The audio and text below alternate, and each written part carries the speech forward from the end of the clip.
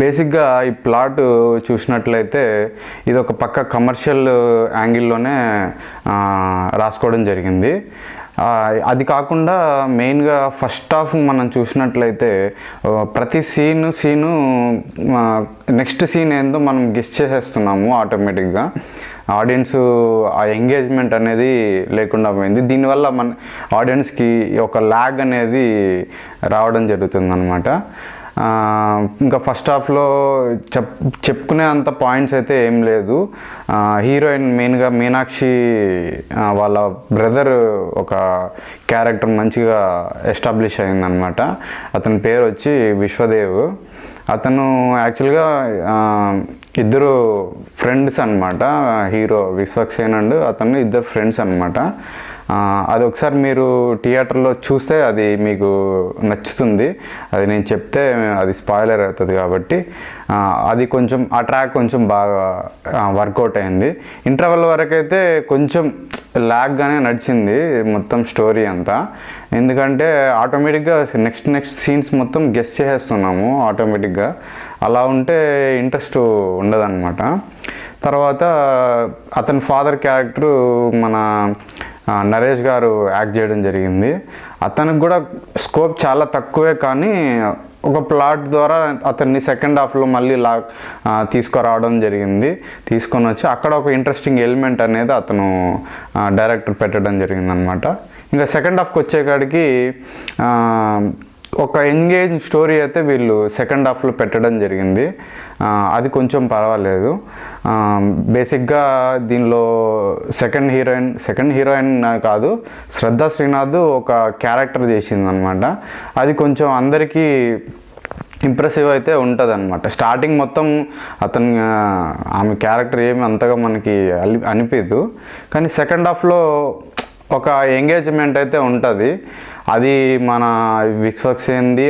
తర్వాత వాళ్ళ క్యారెక్టర్స్ ఎవరైతే అమృతంలో ఒక అతను ఉంటాడు, అతని పేరు మర్చిపోయినా, అతన్ని కూడా చాలా బాగా ఎంగేజ్ చేశాడనమాట సీన్స్ మొత్తానికి.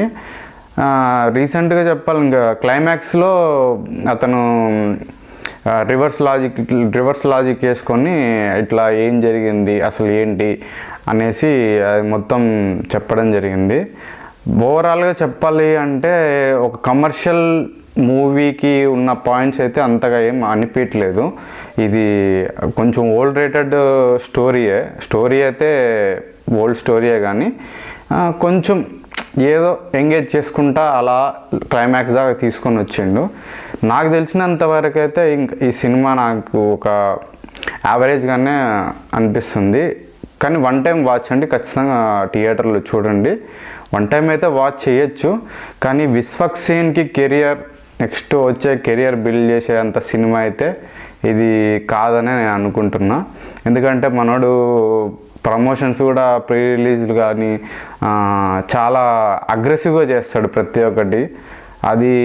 అది కొంచెం దెబ్బ పడింది అనేసి నేను అనుకుంటున్నా.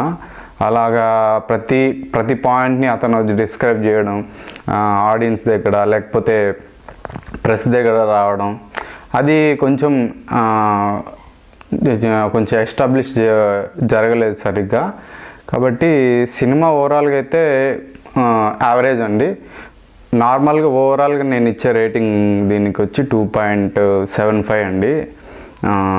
యావరేజ్ మూవీ కాబట్టి మ్యాక్సిమం వన్ టైం వాచబుల్ కాబట్టి 2.75 రేటింగ్ ఇస్తున్నా దీనికి.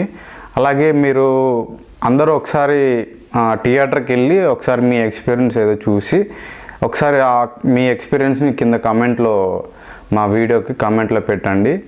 అలాగే ఈ వీడియో లాస్ట్ వరకు చూసి మమ్మల్ని ఆదరిస్తారని ఆశిస్తున్నాము. Thank you. బేసిక్గా మేము వీడియోస్ అప్లోడ్ చేస్తున్నాం కానీ చాలామంది సబ్స్క్రైబ్ చేయట్లేదు. ఓన్లీ 40% మాత్రమే వీడియోస్ని చూసి సబ్స్క్రైబ్ చేస్తున్నారు. మిగతా 60% మెంబర్స్ సబ్స్క్రైబ్ అనేది చేయట్లేదు. బేసిక్గా మేము కష్టపడిన దానికి ఏదైనా ఫలితం దక్కుంది అని అంటే అది కేవలం మీ సబ్స్క్రైబర్ల వల్లే. బేసిక్గా మీరు లాస్ట్ వరకు వీడియో చూసి దాన్ని సబ్స్క్రైబ్ చేసి అలాగే పక్కనున్న బెల్ ఐకాన్ని క్లిక్ చేస్తే మీకు ఆటోమేటిక్గా అప్డేట్స్ అనేది మీకు వస్తుంది.